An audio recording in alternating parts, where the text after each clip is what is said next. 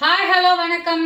நான் உங்கள் Indian farmers. நம்ம இப்போ என்ன பார்க்க போகிறோம் அப்படின்னா போட்டி ஃப்ரை பண்ண போகிறோம். எப்படி பண்ணலான்னு வாங்க பார்க்கலாம். போட்டி ஃப்ரை பண்ணலாம், எப்படி பண்ணலான்னு பார்க்கலாம். 2 கிலோ போட்டி எடுத்து க்ளீனாக கழுவி எடுத்து வச்சுருக்கேன். அதை எப்படி கழுவணும் அப்படின்னா சுடுதண்ணியில் போட்டு நல்லா ஒரு 5 நிமிஷம் வேக வச்சு க்ளீனாக இந்த மாதிரி கோக்கி எடுத்தோம்னா இந்த அளவுக்கு க்ளீனாக வந்துடும். க்ளீனாக கழுவி எடுத்து வச்சுக்கோங்க மஞ்சள் தூள் போட்டு. அதுக்கு என்னென்ன தேவை அப்படிங்கிறத நம்ம பார்த்துடலாம். 1/4 கிலோ வெங்காயத்தை வெட்டி வச்சுருக்கேன். ஒரு பிரிஞ்சி இலை, 2 பட்டை, கிராம்பு ஒரு 5, 4 ஏலக்காய், 2 அன்னாச்சி பூ. இதில் இந்த ஸ்பூனில் அளவு போட்டிருக்கேன். 2 ஸ்பூன் மிளகாய் தூள், 2 ஸ்பூன் கொத்தமல்லி தூள், சீரகத்தூள் 1/2 ஸ்பூன், கரம் மசாலா 1/2 ஸ்பூன், மிளகு தூள் 1/2 ஸ்பூன், சோம்பு தூள் 1/2 ஸ்பூன், மஞ்சத்தூள் 1/2 ஸ்பூன். இதில் அளவு போட்டிருக்கேன். இப்போது கொத்தமல்லி தூள் கொஞ்சம் எடுத்து வச்சுருக்கேன். 4 தக்காளி நான் கட் பண்ணி வச்சுருக்கேன். இதில் 2 ஸ்பூன் இஞ்சி பூண்டு பேஸ்ட் போட்டு வச்சுருக்கேன். இப்போது வாங்க எப்படி ஃப்ரை பண்ணலாம் அப்படிங்கிறத நான் இப்போ காட்ட போகிறேன். ஸ்டவ் ஆன் பண்ணி குக்கர் வச்சுருக்கேன். ஏன்னா குக்கரில் தான் ரொம்ப நேரம் வேகணும்ல, அதனால் குக்கர் வச்சுருக்கேன். ஒரு கரண்டி எண்ணெய் ஊற்றிக்கலாம். இன்னும் கொஞ்சம் ஒரு 1/2 கரண்டி.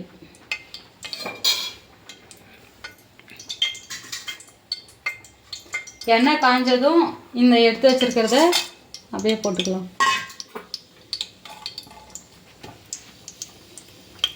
அது பொரிஞ்சாச்சு. இப்போ வெங்காயத்தை போட்டுக்கலாம். பாருங்க, வெங்காயம் நல்லா வதங்கிருச்சு. இந்த அளவுக்கு வதக்கிட்டு தக்காளியை போட்டுக்கலாம்.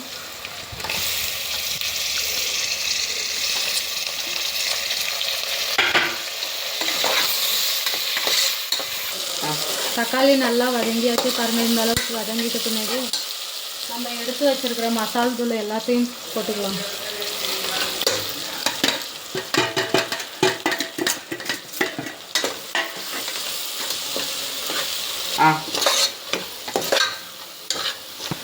அப்படியே இஞ்சி பூண்டு பேஸ்ட் போட்டுக்கலாம். இந்த அளவுக்கு வாங்கிட்டு மாதிரி போட்டி எடுத்து போட்டுக்கலாம்.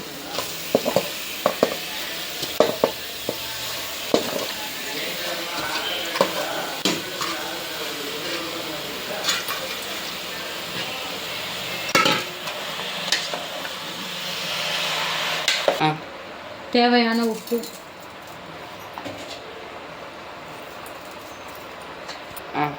கொஞ்சமாக மட்டன் மசாலா போட்டுக்கலாம்.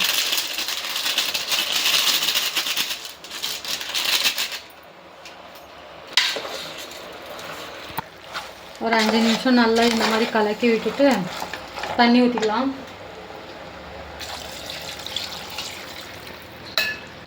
குக்கரில் வேகிறதுனால கொஞ்சமாக தண்ணி ஊற்றினா போதும்.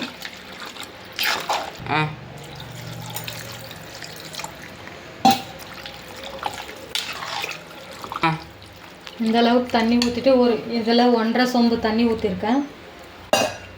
அதுக்கப்புறம் அது மேலே கொஞ்சம் கொத்தமல்லி தழையை தூக்கலாம்.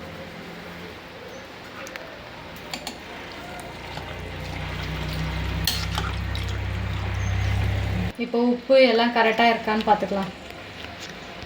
இப்போ நல்லா கலக்கி விட்டுட்டு குக்கர் மூடி போட்டு மூடி வச்சுக்கலாம். இது ஒரு 2 விசில் வந்த பின்னாடி எப்படி இருக்குன்னு பார்க்கலாம். இப்போ வெந்துருச்சு. குக்கர் ஓப்பன் பண்ணி பார்க்கலாம். அந்த அளவுக்கு நல்லா அழகாக கிரேவி வந்திருக்கு. நம்ம இப்போது களிக்கு சாதத்துக்கும் வச்சு சாப்பிட்ணுன்னா இப்படியே வச்சு சாப்பிட்லாம். நம்மளுக்கு வேண்டாம் நல்லா கெட்டியாக ஃப்ரை ஆகணும் அப்படின்னா இப்படியே கொஞ்ச நேரம் கொதிக்க விட்டோம்னா கெட்டியாக ஃப்ரை ஆகிடும். நான் இப்போ களி செஞ்சுருக்கிறதுனால களிக்காக இந்த அளவுக்கு வச்சுருக்கேன். குழம்பு மாதிரி கொஞ்சம் குழம்பு மாதிரி வச்சுருக்கேன். அந்த கிரேவிலே நம்ம களி போட்டு சாப்பிட்டுக்கலாம் அப்படிங்கிறதுனால. இதுக்கு 2 விசில் பத்தாதுங்க. ஒரு 5 விசில் 6 விசில் விடுங்க. நான் ஒரு 6 விசில் விட்டதுனால இந்த அளவுக்கு நல்லா வெந்திருக்கு. இந்த வீடியோ உங்களுக்கு பிடிச்சிருந்தா லைக் பண்ணுங்கள், ஷேர் பண்ணுங்கள், கமெண்ட் பண்ணுங்கள், சப்ஸ்கிரைப் பண்ணுங்கள். இதை பண்ணி பார்த்துட்டு எப்படி இருக்குது அப்படின்றத கமெண்டில் சொல்லுங்கள்.